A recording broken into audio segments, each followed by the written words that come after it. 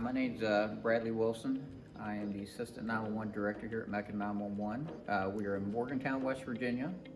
We set out about 4 years ago. We were tasked with building a completely new 911 center because we have outgrown the one that we are in now. It's been a long process. My biggest part was doing the radio consoles for the center because I'm in charge of the 911 part. Working with Derek and the team from Sistema was really an easy task. They were very helpful.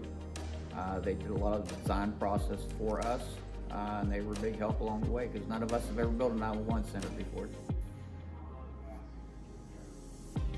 The biggest thing was ease of use for the people that have to work on them, work with them in the center. We have some people that like to sit during their shift. We have some people that like to stand for part of their shift. So moving up and down was a big consideration.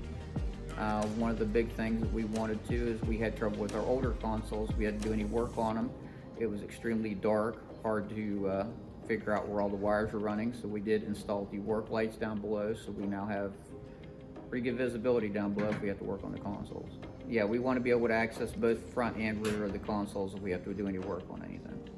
The quality of the CPU enclosures, we had some people go to conferences, they saw some other brands, and everybody that went to the conferences said that the Sistema product was the best quality they saw.